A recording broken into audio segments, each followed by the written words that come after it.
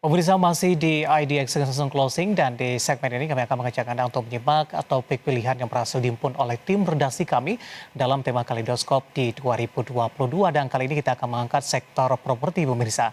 Di mana indeks sektor properti masih mencatatkan kinerja negatif sampai menjelang tutup tahun 2022 dengan pelemahan di 9,05% secara year to date. Lantas sentimen apa yang menjadi faktor penyebab terkoreksinya saham sektor properti di tahun ini? Mari kita simak informasi selengkapnya dalam tayangan berikut ini.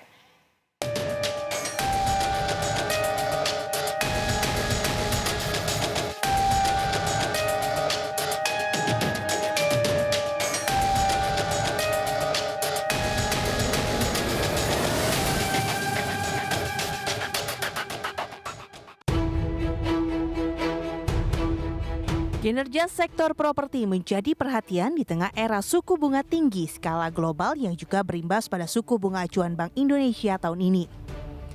Adapun sepanjang tahun berjalan, IDX Property masih masuk dalam indeks saham dengan return yang terkoreksi. Sejak awal tahun hingga perdagangan Rabu kemarin, pergerakan indeks properti telah terkoreksi sebesar 9,05%. Hal ini menjadikan sektor properti masuk dalam kategori pemberat bagi indeks harga saham gabungan. Kenaikan suku bunga menjadi sentimen negatif utama bagi saham sektor properti di tahun ini, di mana sampai dengan Desember ini suku bunga acuan BI 7 Days Reverse Repo Rate sudah mencapai 5,5%.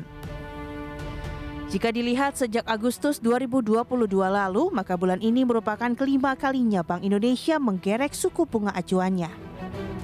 Setelah pada Januari hingga Juli 2022 lalu, suku bunga acuan Bank Indonesia masih dipertahankan di level 3,5%.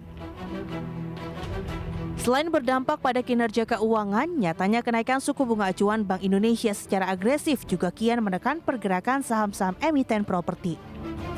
Sehingga sejak awal tahun, indeks properti masih berada di zona negatif.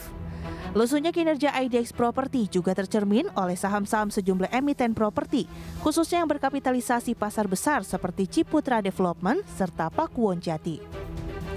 Sejak awal tahun hingga penutupan perdagangan kemarin, saham CTRA telah anjlok 1,05%, sementara saham Pewon terkoreksi 6,25% year to date. Analis Henan Putih Raijono Syafei mengatakan, kenaikan suku bunga acuan menjadi sentimen kurang baik bagi emiten properti, sebab mayoritas masyarakat membeli properti dengan cara KPR. Jono memperkirakan pertumbuhan kinerja para emiten properti akan tumbuh flat lantaran high base effect yang terjadi di tahun ini. Namun setelah itu pihaknya optimis kinerja emiten properti akan bertumbuh. Meskipun pertumbuhannya tidak akan setinggi tahun 2021 hingga 2022 karena adanya high base effect tersebut. Berbagai sumber IDX Channel.